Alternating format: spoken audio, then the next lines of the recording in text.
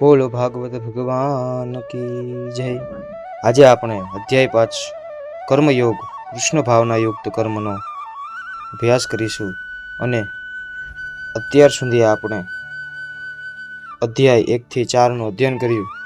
તેમાં વિવિધ પ્રકારના અર્જુન દ્વારા પ્રશ્ન પૂછવામાં આવે છે, તેનો શ્રી કૃષ્ણ પરમ કૃપાળુ પરમેશ્વર જવાબ આપે છે અને સતત કર્મ કરવાની અને ભક્તિમય ધર્મ સાથે કર્મ કરવાની પ્રેરણા આપે છે। અધ્યાય 5 કર્મયોગ કૃષ્ણ ભાવના યુક્ત કર્મ। સંન્યાસમ કર્મના કૃષ્ણ પૂર્ણ યોગ ચ સંચસી યચ્છેય યુક્તો રેંક તન્મે ભૂહિ સુનિશ્ચિતમ। અર્જુને કહ્યું, હે કૃષ્ણ, આપે પહેલા મને કર્મનો ત્યાગ કરવા કહ્યું અને પછી ભક્તિપૂર્વક કર્મ કરવાનો આદેશ આપો છો। હવે આપ કૃપા કરીને નિશ્ચિત રૂપે મને કહેશો કે આ બંનેમાંથી કયું વધારે કલ્યાણકારી છે? ભગવદ્ ગીતાના 5મા અધ્યાયમાં ભગવાન કહે છે કે ભક્તિપૂર્વક કરેલું કર્મ શુષ્ક ચિંતનથી ચડિયાતું છે। ભક્તિ યોગ વધારે સરળ છે, કારણ કે ભક્તિ પ્રકૃતિએ દિવ્ય હોવાથી મનુષ્યને કર્મ બંધનમાંથી મુક્ત કરે છે। બીજા અધ્યાયમાં આત્મા તથા ભૌતિક શરીરમાં તેના બંધનના વિશે પ્રાથમિક જ્ઞાન આપવામાં આવ્યું છે। બુદ્ધિ યોગ અર્થાત ભક્તિ દ્વારા આ ભૌતિક બંધનમાંથી બહાર નીકળવા વિશે પણ કહેવામાં આવ્યું છે। ત્રીજા અધ્યાયમાં સમજાવવામાં આવ્યું હતું કે જ્ઞાનના સ્તરે સ્થિત મનુષ્યને કોઈ કર્મો કરવાના રહેતા નથી અને ચોથા અધ્યાયમાં ભગવાને અર્જુનને કહ્યું કે સર્વ પ્રકારના યજ્ઞોનો અંત જ્ઞાનમાં પરિણમે છે, પરંતુ ચોથા અધ્યાયમાં અંતમાં ભગવાને અર્જુનને આજ્ઞા કરી કે પૂર્ણ જ્ઞાનમાં સ્થિત એવો તું ઉઠ અને યુદ્ધ કર। તેથી આ પ્રમાણે એક સાથે ભક્તિયુગ કર્મ તથા જ્ઞાનયુક્ત અકર્મના મહત્વ પર ભાર મૂકીને કૃષ્ણે અર્જુનને મૂંઝવણમાં મૂક્યો છે અને તેને નિર્ણયમાં ગૂંચવ્યો છે। અર્જુન સમજે છે કે જ્ઞાનયુક્ત સંન્યાસમાં ઇન્દ્રિય પ્રવૃત્તિ તરીકે કરાતા સર્વ કર્મનો પરિત્યાગ અભિપ્રેત છે, પરંતુ જો મનુષ્ય ભક્તિ યોગમાં કર્મ કરે તો પછી કર્મનો ત્યાગ કેવી રીતે થયો? બીજી રીતે કહી શકાય કે તેના મંતે સંન્યાસ અથવા જ્ઞાનમય ત્યાગ એ સર્વ પ્રકારના કર્મથી સર્વથા રહિત હોવો જોઈએ, કારણ કે કર્મ તથા ત્યાગ એ બંને તેને પરસ્પર વિરોધાભાસી લાગતા હતા। એમ લાગે છે કે જાણે તેને સમજ પડી નથી કે પૂર્ણ જ્ઞાનમાં રહી કરેલું કર્મ બંધનકારક હોતું નથી અને તેથી તે કર્મ ન કરવા બરાબર જ છે। એટલા માટે જ તે પૂછે છે તે પોતે સર્વ કર્મનો ત્યાગ કરે છે, પૂર્ણ જ્ઞાનયુક્ત થઈને કર્મ કરે છે।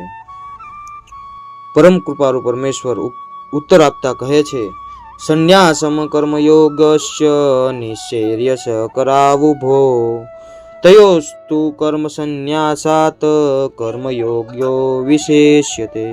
પુરુષોત્તમ પરમેશ્વર ઉત્તર આપતા કહ્યું, મુક્તિ માટે તો કર્મનો ત્યાગ અને ભક્તિયુગ કર્મ બંને ઉત્તમ છે, પરંતુ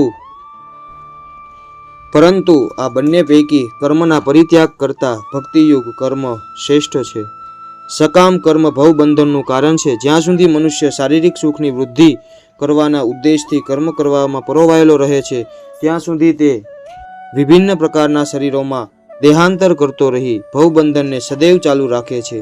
શ્રીમદ ભાગવતમાં આનું નીચે પ્રમાણે સમર્થન કરે છે, નૂન પ્રમત કુરુતે વિક્રમ યદ ઇન્દ્રિય પ્રીતય આપૃણોતિ ન સાધુ મંત્યેયત આત્મનો દદ્યમ અસન્નતિ ક્લેશદ આસદેહમ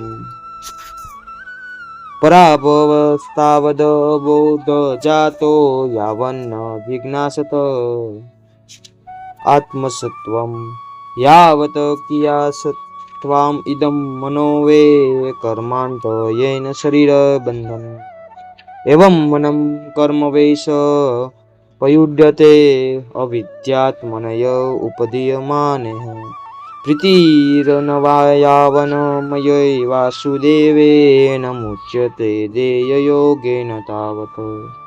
લોકો ઇન્દ્રિય તૃપ્તિ પાછળ પાગલ છે અને તેઓ એ જાણતા નથી કે આ કલેશમય શરીર તેમના પૂર્વના સકામ કર્મોના ફળ રૂપે મળેલું છે।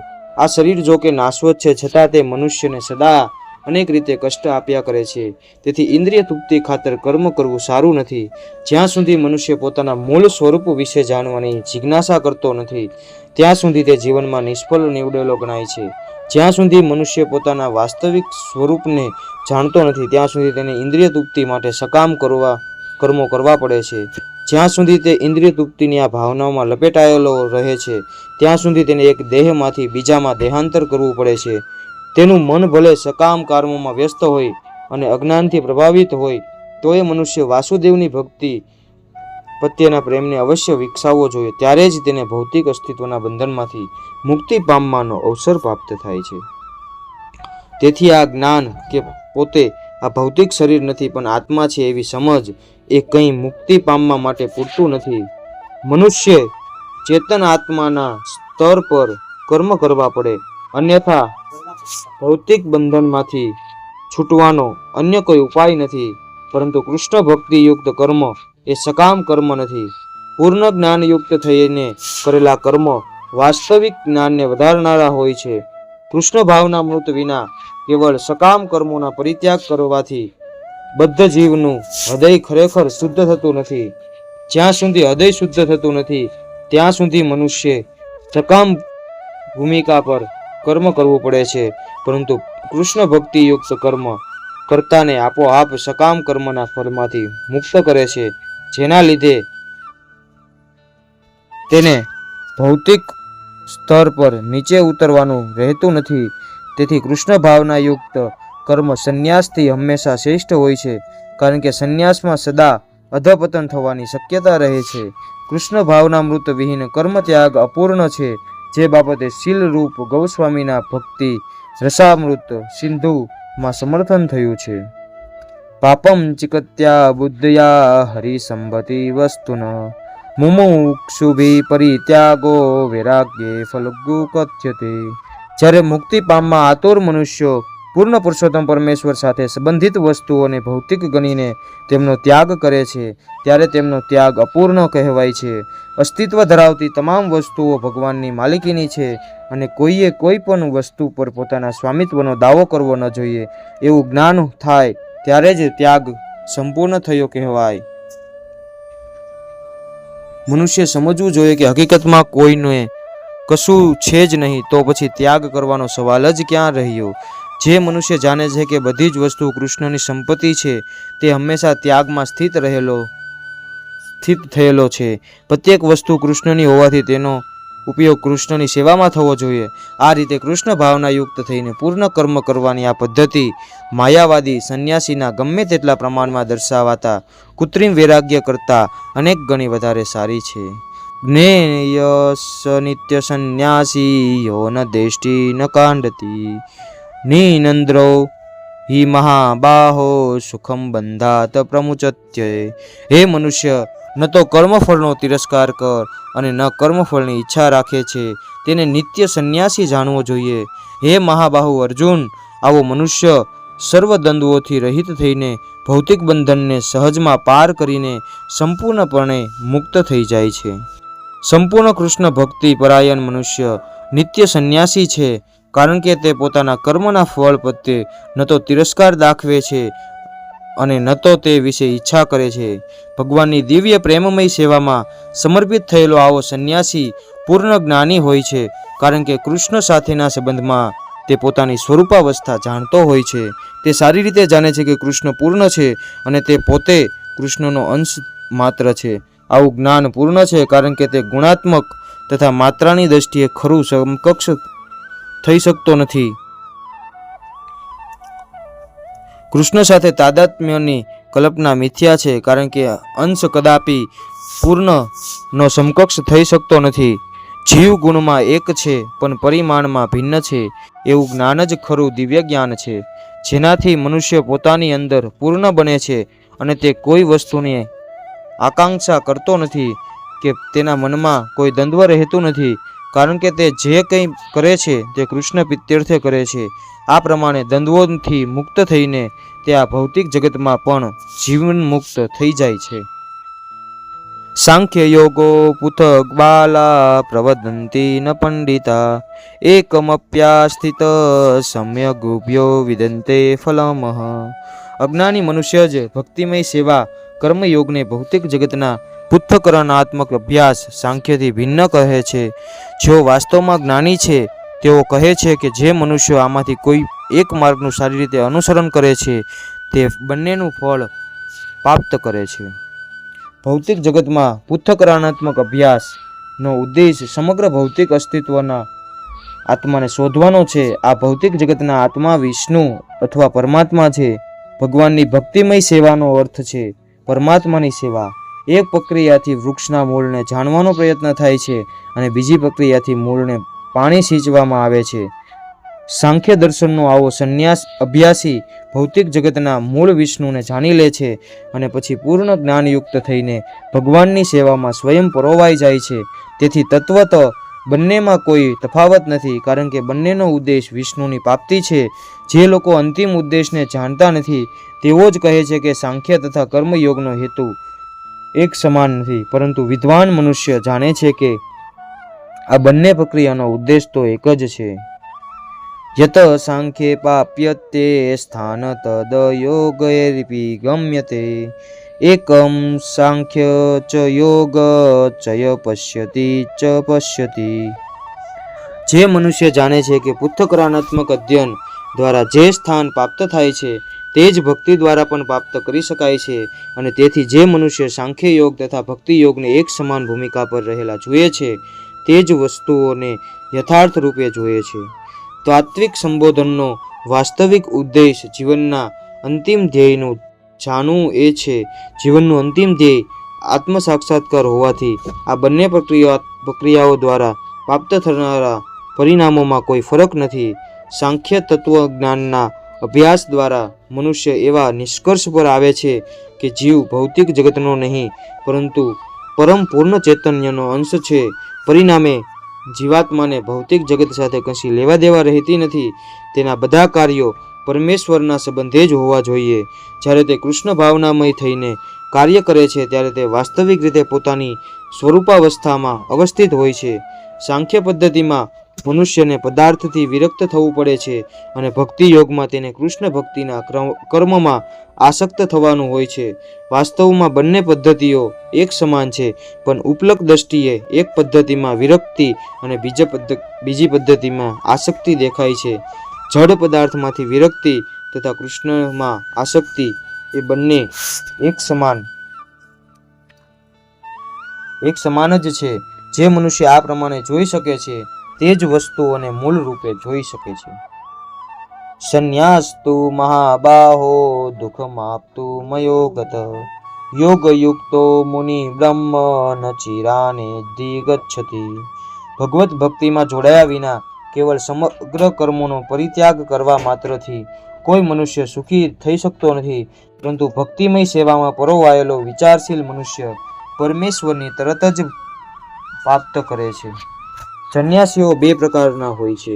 માયાવાદી સંન્યાસીઓ સાંખ્ય દર્શનના અભ્યાસમાં પરોવાયેલા રહે છે, જ્યારે વૈષ્ણવ સંન્યાસીઓ વેદાંત સૂત્રોમાં યથાર્થ ભાષ્ય એવા ભાગવતના તત્વજ્ઞાનના અભ્યાસમાં પરોવાયેલા રહે છે. માયાવાદી સંન્યાસીઓ પણ વેદાંત સૂત્રોનો અભ્યાસ કરે છે, પરંતુ તેઓના પોતાના શંકરાચાર્યકૃત શારીરિક ભાષ્યનો ઉપયોગ કરે છે.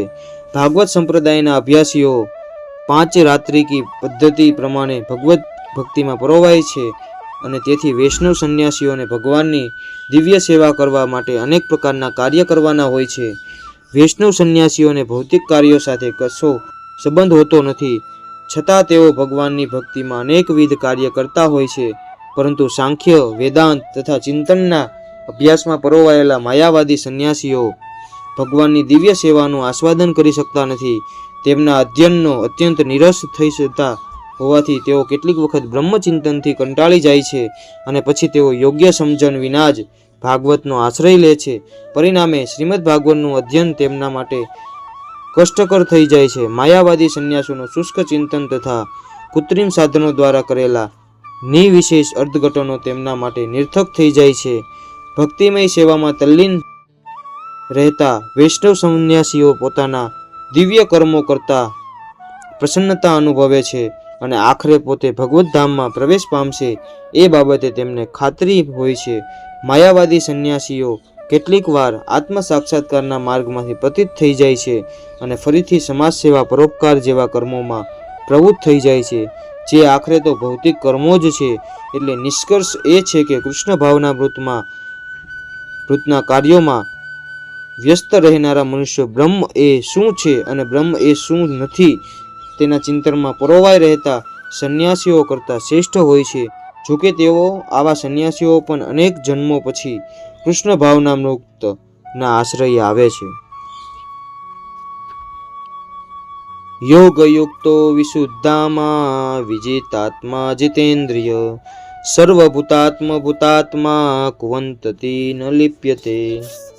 જે મનુષ્ય ભક્તિભાવે કર્મ કરે છે, જે વિશુદ્ધ આત્મા છે અને જે પોતાના મન તથા ઇન્દ્રિયોને વશમાં રાખે છે, તે સૌને પ્રિય હોય છે અને બધા જીવો તેને પ્રિય હોય છે. એવો મનુષ્ય હંમેશા કાર્યરત રહેતો હોવા છતાં કદાપી લિપ્ત થતો નથી. જે મનુષ્ય કૃષ્ણ ભાવના મૃત દ્વારા મુક્તિ માર્ગે પ્રગતિ કરે છે, તે જીવ માત્રને પ્રિય હોય છે અને દરેક જીવ તેને પ્રિય હોય છે. આમ થવાનું કારણ તેની કૃષ્ણ ભાવના છે. જેવી રીતે એક વૃક્ષના પાંદડા તથા ડાળીઓ વૃક્ષથી જુદા હોતા નથી, તેવી રીતે આવો મનુષ્ય કોઈ પણ જીવાત્માને કૃષ્ણથી અલગ વિચારી શકતો નથી. તે બહુ સારી રીતે જાણે છે કે વૃક્ષના મૂળમાં પાણી સિંચવાથી તે પણ તથા શાખાઓને પણ મળે છે, અથવા ઉદરને અન્ન આપવામાં આવે એટલે સમગ્ર શરીરમાં આપોઆપ શક્તિનો સંચાર થાય છે. કૃષ્ણ ભાવના મૃતમાં કર્મ કરનારો મનુષ્ય પાણી માત્રનો સેવક હોવાથી તે બધાને બહુ પ્રિય હોય છે અને દરેક વ્યક્તિ તેના કાર્યથી સંતોષ થતો હોવાથી તેની ચેતના શુદ્ધ હોય છે. તેની ચેતના શુદ્ધ થયેલી હોવાથી તેનું મન પૂરેપૂરું નિયંત્રણમાં રહે છે. મન નિયંત્રણમાં હોવાથી તેની ઇન્દ્રિયો પણ સંયમિત રહે છે. તેનું મન હંમેશા કૃષ્ણમાં સ્થિર રહેતું હોવાથી તેની કૃષ્ણથી વિચલિત થવાની કોઈ શક્યતા રહેતી નથી અને એવી શક્યતા પણ રહેતી નથી કે કૃષ્ણ સેવા સિવાયની ઇતર પ્રવૃત્તિઓમાં તેની ઇન્દ્રિયોને પરોવે. તેને કૃષ્ણ સંબંધી કથાઓ સિવાય અન્ય કશું સાંભળવાનું ગમતું નથી. કૃષ્ણને અર્પણ કર્યું ન હોય તેવું કંઈ પણ તેને ખાવાનું ગમતું નથી અને તે એવા કોઈ સ્થાને જવા ઈચ્છતો નથી કે જ્યાં કૃષ્ણ સંબંધી કાર્ય થતું ન હોય. માટે તેની ઇન્દ્રિયો સંયમિત હોય છે. જીતેન્દ્રિય મનુષ્ય કોઈ અન્ય પ્રત્યે અપરાધ કરતો નથી. કદાચ કોઈ સવાલ કરી શકે કે તો પછી અર્જુન બીજાઓ પ્રતિ આક્રમક કેમ હતો? શું તે કૃષ્ણ ભાવના પરાયણ ન હતો?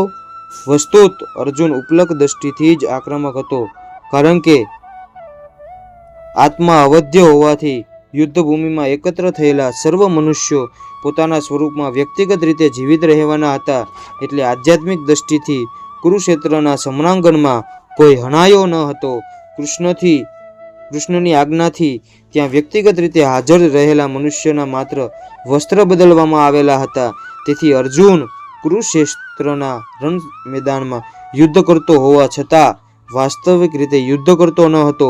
તે તો સંપૂર્ણ કૃષ્ણ ભાવના યુક્ત થઈને માત્ર કૃષ્ણના આદેશોનું પાલન જ કરી રહ્યો હતો. આવો મનુષ્ય કદાપી કર્મ બંધનથી બદ્ધ થતો નથી. નૈવ કિશ્ચિત કરોમીતિ યુક્તો મન્યેત તત્વવિત પશ્યન શૃણ્વન સ્પુર્શ સ્વેદન ગચ્છ સ્વપન સ્વસ્વન.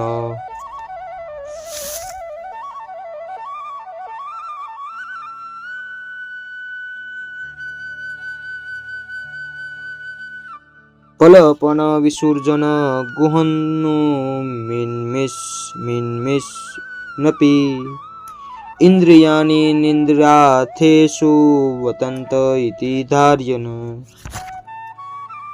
દિવ્ય ભાવનામાં રહેલો મનુષ્ય જોતો, સાંભળતો, સ્પર્શ કરતો, સૂંઘતો, ખાતો, ચાલતો, સૂતો તથા શ્વાસ લેતો હોવા છતાં પોતાના અંતરમાં હંમેશા જાણતો હોય છે કે હકીકતમાં તે પોતે કશું જ કરતો નથી. બોલતા, ત્યાગ કરતા, ગ્રહણ કરતા કે આંખો ખોલતા તથા મીચતા પણ તે સદા જાણતો હોય છે કે માત્ર ભૌતિક ઇન્દ્રિયો જ પોતાનો વિષયોમાં પરોવાયેલી રહે છે અને પોતે આ સર્વથી અલિપ્ત છે. કૃષ્ણ ભાવના પરાયણ મનુષ્યનું જીવન શુદ્ધ હોય છે. પરિણામે તેને કરતા કર્મ, પરિસ્થિતિ, પ્રયાસ તથા ભાગ્ય જેવા નિકટના તથા દૂરગામી 5 કારણો પર આધારિત કોઈ પણ કાર્ય સાથે કશી નિસ્બત રહેતી નથી. આનું કારણ એ જ છે કે તે કૃષ્ણની પ્રેમસભર દિવ્ય સેવામાં પરોવાયેલો રહે છે. તે પોતાના શરીર તથા ઇન્દ્રિયોથી કર્મ કરતો દેખાય છે, છતાં તે પોતાની વાસ્તવિક સ્થિતિ અર્થાત આધ્યાત્મિક ઉદ્યમ વિશે સદા સચેત હોય છે. ભૌતિક ચેતનામાં ઇન્દ્રિયો વિષયભોગ કરવામાં પરોવાયેલી રહે છે. કૃષ્ણ ભાવનામૃતમાં તે કૃષ્ણની ઇન્દ્રિયોને સંતુષ્ટ કરવામાં વ્યસ્ત રહે છે. તેથી કૃષ્ણ ભાવના પરાયણ મનુષ્ય ઇન્દ્રિયોના વ્યવહારમાં પરોવાયેલો જણાતો હોવા છતાં હંમેશા મુક્ત હોય છે. જોવું તથા સાંભળવું એ કાર્યોના જ્ઞાનેન્દ્રિયોના કર્મો છે, જ્યારે ચાલવું, બોલવું, મલોત્સર્ગ વગેરે કર્મેન્દ્રિયોના કાર્યો છે. કૃષ્ણ ભાવના પરાયણ મનુષ્ય ઇન્દ્રિયોના કાર્યોથી કદાપી પ્રભાવિત થતા નથી. તે ભગવત સેવા સિવાયનું અન્ય કાર્ય કરી શકતો નથી, કારણ કે તે જાણતો હોય છે કે પોતે ભગવાનનો સનાતન સેવક છે. બ્રહ્મણ્યાદાય કર્માણિ સર્ગ ત્યક્તા કરોતિ યઃ લિપ્યતે ન સ પાપેન પદ્મપત્રમિવા ભસ્મા. જે મનુષ્ય કર્મફળ પરમેશ્વરને સમર્પિત કરીને આસક્તિ રહિત થઈને પોતાનું કર્તવ્ય કર્મ કરે છે, તે જેમ કમલપત્ર જળથી અપશ્ય રહે છે, તેમ પાપ કર્મોથી અલિપ્ત રહે છે. અહીં બ્રહ્મણી શબ્દનો અર્થ કૃષ્ણ ભાવનામૃતમાં એવો થાય છે. આ ભૌતિક જગત એ પ્રકૃતિના 3 ગુણોનું એકંદર પ્રકટીકરણ છે, જે પારિભાષિક રીતે પ્રધાન કહેવાય છે. સર્વહિ એહત એતદ બ્રહ્મ તસ્મદા એતદ બ્રહ્મદ નામ રૂપમ અન્ન ચ જાયતે. આ વેદ મંત્રો તથા ભગવદ્ ગીતામાં મમ યોનિર મહદ બ્રહ્મ એ દર્શાવે છે કે ભૌતિક જગતની દરેક વસ્તુ બ્રહ્મની જ અભિવ્યક્તિ છે. કાર્ય જો કે વિભિન્ન રીતે વ્યક્ત થાય છે, છતાં તે કારણથી અભિન્ન હોય છે. ઈશોપનિષદમાં કહ્યું છે કે સર્વ વસ્તુઓ પરમ બ્રહ્મ અથવા કૃષ્ણ સાથે સંબંધિત છે, તેથી તે સર્વ તેમની જ માલિકીની છે.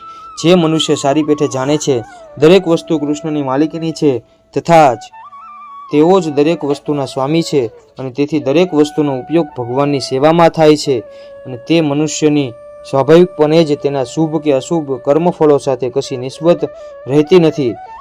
અરે વિશિષ્ટ કર્મ કરવા માટે ભગવાન દ્વારા મળેલું મનુષ્યનું શરીર પણ કૃષ્ણ ભાવનામૃતમાં સંલગ્ન કરી શકાય છે. ત્યારે જેવી રીતે કમળ પત્ર પાણીમાં રહેવા છતાં ભીંજાતું નથી, તેવી રીતે તે પાપ કર્મના સંસર્ગ દોષથી પર થઈ જાય છે. ભગવાન ગીતામાં એમ પણ કહે છે, મયી સર્વાણી કર્માની સંન્યસ, સર્વ કર્મો મને અર્પણ કર. સાર એ છે કે કૃષ્ણ ભાવનામૃત વિહીન મનુષ્ય ભૌતિક શરીર તથા ઇન્દ્રિયોની દ્રષ્ટિએ કર્મ કરે છે, પરંતુ કૃષ્ણ ભાવના પરાયણ મનુષ્ય એવા જ્ઞાન સાથે કર્મ કરે છે કે આ શરીર તો કૃષ્ણની સંપત્તિ હોય, તેનો ઉપયોગ કૃષ્ણની સેવામાં કરવો જોઈએ. કાયેન મનસા બુદ્ધયા કેવલેરેન્દ્રિયેરપી યોગીન કર્મ કુવંતી સર્ગ ત્યક્તા શુદ્ધયે. યોગીજનો નાસક્ત થઈને શરીર, મન, બુદ્ધિ અને ઇન્દ્રિયો દ્વારા પણ કેવલ આત્મશુદ્ધિના હેતુ માટે કર્મ કરે છે. જ્યારે કૃષ્ણ ભક્તિમાં કોઈ મનુષ્ય કૃષ્ણની ઇન્દ્રિય તૃપ્તિ અર્થે શરીર, મન, બુદ્ધિ અથવા ઇન્દ્રિયો દ્વારા કર્મ કરે છે, ત્યારે તે ભૌતિક સંસર્ગના દોષમાંથી શુદ્ધ થઈ જાય છે. કૃષ્ણ ભાવના પરાયણ મનુષ્યના કાર્યોથી કોઈ ભૌતિક ફળ પ્રાપ્ત થતા નથી, માટે સાધારણ રીતે સદાચાર કહેવાતા શુદ્ધ કર્મ કૃષ્ણ ભાવનામૃતમાં રહીને સહજ રીતે કરી શકાય છે.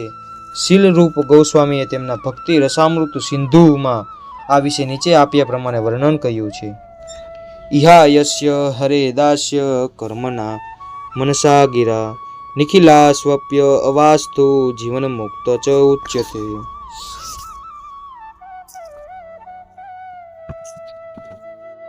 શરીર, મન, બુદ્ધિ તથા વાણીથી કૃષ્ણ ભાવનામૃતમાં કર્મ કરતો મનુષ્ય ભલે અનેક કહેવાતા ભૌતિક કર્મોમાં પરોવાયેલો હોય તો પણ તે ભૌતિક જગતમાં પણ જીવન મુક્ત હોય છે. તે મિથ્યા અહંકાર રહિત હોય છે, કારણ કે પોતે આ ભૌતિક શરીર છે અથવા આ શરીર પોતાની માલિકીનું છે. એમ તે માનતો નથી. તે જાણે છે કે પોતે આ શરીર નથી અને આ શરીર પર તેની માલિકીનું નથી. તે પોતે કૃષ્ણની માલિકીનો છે અને તેનું શરીર પણ કૃષ્ણની માલિકીનું છે. જ્યારે તે શરીર, મન, બુદ્ધિ, વાણી, જીવન, સંપત્તિ વગેરે દ્વારા ઉત્પન્ન તેના અધિકારમાંની દરેક વસ્તુને કૃષ્ણની સેવામાં પ્રયોજે છે, ત્યારે તે તરત જ કૃષ્ણ સાથે જોડાઈ જાય છે. તે કૃષ્ણ સાથે એકરૂપ થઈ જાય છે અને એવા મિથ્યા અહંકારથી રહિત થઈ જાય છે જેના લીધે મનુષ્ય પોતે શરીર છે એવું માને છે. આ જ તો કૃષ્ણ ભાવના મૃતની પૂર્ણ અવસ્થા છે. યુક્ત કર્મ ફલ ત્યક્તા શાંતિ માયોક્તિ નેષ્ટિક્રિમ અયુક્ત કામકારેન ફલે સક્તો નિબધ્યતે. ભક્તિમાં સ્થિર થયેલો મનુષ્ય પરમ શાંતિ પામે છે, કારણ તે પોતાના સર્વ કર્મના ફળ મને અર્પિત કરે છે. પરંતુ જે મનુષ્ય ભગવાન સાથે સંલગ્ન હોતો નથી તથા જે પોતાના શ્રમના ફળનો લોભી છે તે બદ્ધ થઈ જાય છે.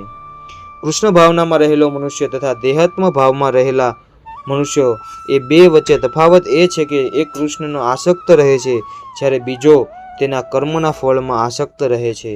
જે મનુષ્ય કૃષ્ણ પ્રત્યે આસક્ત રહીને માત્ર કૃષ્ણ પ્રીત્યર્થે જ કર્મ કરે છે તે નિશ્ચિત રીતે મુક્ત છે અને તેને પોતાના કર્મના ફળની કોઈ ચિંતા રહેતી નથી. શ્રીમદ ભાગવતમાં જણાવ્યા પ્રમાણે કર્મના ફળ માટેની ચિંતાનું કારણ છે મનુષ્યનું પરમ સત્યના જ્ઞાન વિના દ્વૈત ભાવ રહીને કર્મ કરવું. કૃષ્ણ પરમ સત્ય છે, પરમ ઈશ્વર છે. કૃષ્ણ ભાવના મૃતમાં કોઈ દ્વૈત હોતું નથી. જે કંઈ વિદ્યમાન છે તે કૃષ્ણની શક્તિની નિપજ છે અને કૃષ્ણ સર્વથા સારા છે. તેથી કૃષ્ણ ભાવના મૃતમાં કરેલી સેવાઓ પરમ ભૂમિકા પર રહેલી હોય છે. તે દિવ્ય હોય છે અને તેમની કોઈ ભૌતિક અસર હોતી નથી. આના લીધે મનુષ્ય કૃષ્ણ ભાવના મૃતમાં શાંતિથી સભર રહે છે. પરંતુ જે મનુષ્ય ઇન્દ્રિય તૃપ્તિ માટે લાભની ગણતરી કરવામાં લાગેલો રહે છે તેને શાંતિ મળી શકતી નથી. આ જ કૃષ્ણ ભાવના મૃતનું રહસ્ય છે. કૃષ્ણ સિવાય બીજું કંઈ જ નથી એવો સાક્ષાત્કાર એ શાંતિ તથા નિર્ભયતાના આધારરૂપ છે. સર્વ કર્માણી મનસા સંન્યાસે સુખવંશમી નવદ્વારે પુરે દેહી નેવમ કુર્વત કાર્યન. જ્યારે દેહધારી જીવાત્મા પોતાની પ્રકૃતિને વશમાં કરી લે છે અને મનથી બધા કર્મોનો પરિત્યાગ કરે છે ત્યારે તે 9 દ્વારવાળા નગર ભૌતિક શરીરમાં કશું કર્યા કે કરાવ્યા વગર સુખપૂર્વક રહે છે. દેહધારી જીવાત્મા 9 દ્વારવાળા નગરમાં નિવાસ કરે છે. શરીર અથવા નગરરૂપી શરીરના કાર્યો તેના પ્રાકૃતિક ગુણો દ્વારા આપમેળે જ થતા હોય છે. જીવ પોતાને શરીરની પરિસ્થિતિને અધીન રાખતો હોવા છતાં જો તે ઈચ્છે તો તે પરિસ્થિતિ પર પણ થઈ શકે છે. પોતાની શ્રેષ્ઠ પ્રકૃતિના વિસ્મરણને કારણે જ તે ભૌતિક શરીર સાથે આત્મભાવ રાખે છે અને તેથી જ દુઃખ ભોગવે છે. કૃષ્ણ ભાવના મૃત દ્વારા તે પોતાની અસલ સ્થિતિ પુનઃ પ્રાપ્ત કરી શકે છે અને એ રીતે દેહ બંધનમાંથી મુક્ત થઈ શકે છે. તેથી મનુષ્ય જ્યારે કૃષ્ણ ભાવના મૃતનો આશ્રય લે છે ત્યારે તરત જ તે દૈહિક કાર્યોથી સર્વથા અલગ થઈ જાય છે. આવા સંયમિત જીવનમાં કે જેમાં તેના વિચારોનું પરિવર્તન આવી જાય છે તે 9 દ્વારવાળા નગરમાં સુખપૂર્વક નિવાસ કરે છે. આ 9 દ્વાર આ પ્રમાણે છે.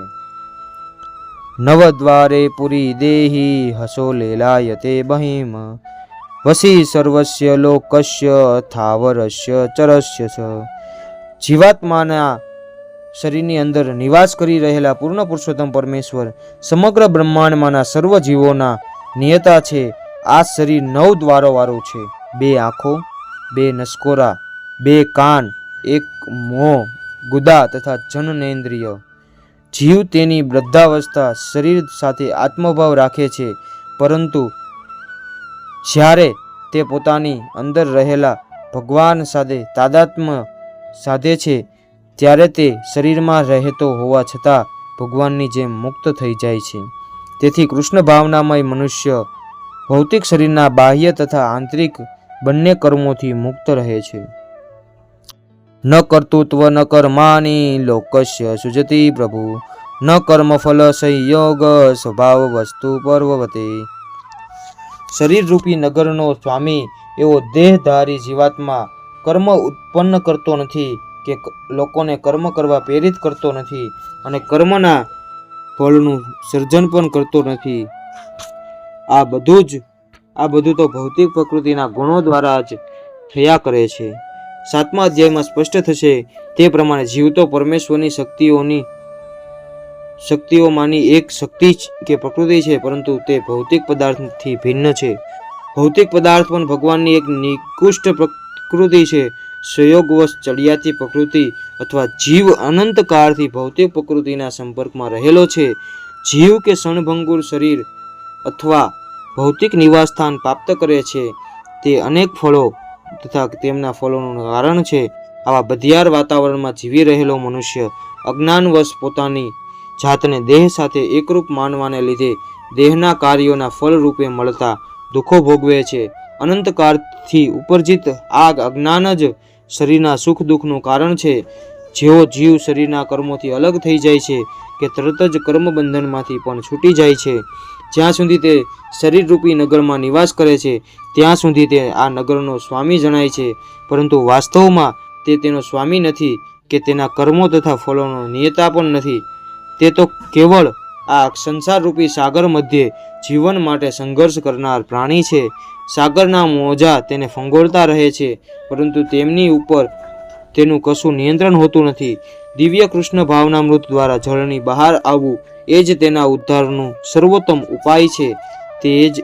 તે જ એકમાત્ર તેનું સઘળી ઉપાધિઓનું રક્ષણ કરશે. નાદતે કસ્યચિત પાપમ ન ચેવમ સુકૃત વિભુ અજ્ઞાનાનુવૃત જ્ઞાનમ તેન મુહ્યતિ જંતવમ. પરમેશ્વર કોઈના પાપ કે પુણ્ય ગ્રહણ કરતા નથી, પરંતુ દેહધારી જીવો અજ્ઞાનના કારણે મોહગ્રસ્ત થાય છે, જે તેમના વાસ્તવિક જ્ઞાનને ઢાંકી દે છે. સંસ્કૃત શબ્દ વિભુ એટલે પરમેશ્વર કે જે અપાર જ્ઞાન, ઐશ્વર્ય, બળ, યશ, સૌંદર્ય તથા ત્યાગથી યુક્ત છે. તેઓ સદા આત્મસંતુષ્ટ હોય છે અને પાપ પુણ્યથી અવિચલિત રહે છે. તેઓ કોઈ પણ જીવ માટે વિશિષ્ટ પરિસ્થિતિ ઉત્પન્ન કરતા નથી, પરંતુ અજ્ઞાનથી મોહગ્રસ્ત થયેલો જીવ જીવનની એવી સ્થિતિની કામના કરે છે જેના કારણે કર્મ તથા ફળની શૃંખલાનો આરંભ થાય છે. જીવ તેની ચડિયાતી પ્રકૃતિના કારણે જ્ઞાનથી ભરપૂર હોય છે, તેમ છતાં તે પોતાની મર્યાદિત શક્તિના કારણે અજ્ઞાનથી પ્રભાવિત થવાનું વલણ ધરાવે છે. ભગવાન સર્વશક્તિ સંપન્ન છે, પણ જીવ એવો નથી. ભગવાન વિભુ અર્થાત સર્વજ્ઞ છે, પરંતુ જીવ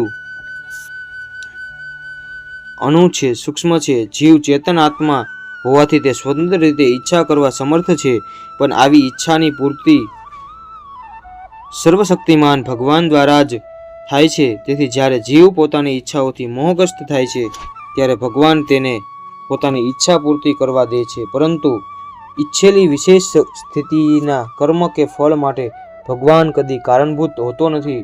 મોહગ્રસ્ત દશામાં હોવાથી દેહધારી જીવ પરિસ્થિતિજન્ય ભૌતિક શરીર સાથે આત્મભાવ રાખે છે અને જીવનમાં ક્ષણિક સુખ તથા દુઃખ ભોગવે છે. ભગવાન પરમાત્મા રૂપે જીવના નિત્ય સાથી રહે છે. પરિણામે જેવી રીતે ફૂલની પાસે રહેનાર વ્યક્તિ ફૂલની સુગંધને અનુભવે છે, તેવી રીતે પરમાત્મા વ્યક્તિગત જીવની ઈચ્છાઓને જાણતા હોય છે. જીવને બદ્ધ કરવા માટે ઈચ્છા સૂક્ષ્મ બંધનરૂપ છે. ભગવાન મનુષ્યની પાત્રતા પ્રમાણે તેની ઈચ્છા પૂર્ણ કરે છે. મનુષ્ય યોજના કરે છે, પણ ધાર્યું તો ભગવાનનું જ થાય છે. તેથી વ્યક્તિ પોતાની ઈચ્છાઓ પરિપૂર્ણ કરવામાં સર્વસમર્થ નથી, પરંતુ ભગવાન બધી ઈચ્છાઓ પરિપૂર્ણ કરી શકે છે.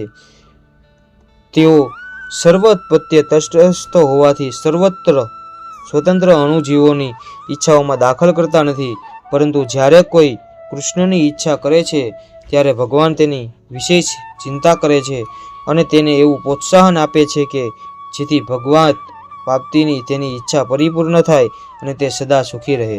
માટે જ વૈદિક મંત્રો ઘોષણા કરે છે, એ સહુ હેવ સાધુ કર્મ કાર્યંતી યમેભ્યો લોકેભ્યો યુનિ નિયતિ એસયુ એવા સાધુ કર્મ કાર્યતી યમો નિનિષતે. ભગવાન જીવને પૂર્ણ કર્મોના એટલા માટે પરોવે છે કે જેથી તે ઉન્નત થઈ શકે. ભગવાન તેને પાપ કર્મના એટલા વાસ્તે પ્રવૃત્ત કરે કે જેથી તે નર કર્મમાં જઈ શકે. અગ્નો જંતુર અનિષોડ્યમ આત્મન દુઃખવય ઈશ્વર પ્રેરિતો ગચ્છેત સ્વર્ગવાસ્વ ભવયેવ ચ. જીવાત્મા તેના સુખ તથા દુઃખમાં સર્વથા પરાધીન છે. જેમ વાદળ પવનથી આમ તેમ જાય છે, તેમ જીવ પરમેશ્વરની ઈચ્છાથી સ્વર્ગ કે નરકમાં જઈ શકે છે. માટે દેહધારી જીવ કૃષ્ણ ભાવના મૃતની ઉપેક્ષા કરવાની પોતાની અતિ પુરાની ઈચ્છાને કારણે પોતાને માટે મોહ ઉત્પન્ન કરે છે. પરિણામે સચ્ચિદાનંદમય હોવા છતાં તે પોતાના અસ્તિત્વની અલપ્તતાને લીધે ભગવાનની સેવા કરવાની સ્વરૂપાવસ્થાને ભૂલી જાય છે અને એ રીતે તે અવિદ્યાના પાસમાં ફસાઈ જાય છે. અજ્ઞાનવશ જીવ કહે છે તેના ભવબંધન માટે ભગવાન કારણભૂત છે. વેદાંત સૂત્રો પણ આનું સમર્થન કરે છે. વૈષમ્યન્યે ધુન્યે ન સાક્ષપાવતે તથા હિ દર્શ્યતિ. ભગવાન એવા પતિત થાય છે છતાં તેઓ કોઈના પ્રત્યે ઘૃણા કરતા નથી કે કોઈને ચાહતા નથી. બોલ ભાગવત ભગવાન કી જય. હરે કૃષ્ણ કૃષ્ણ કૃષ્ણ હરે હરે, હરે રામ રામ રામ હરે હરે.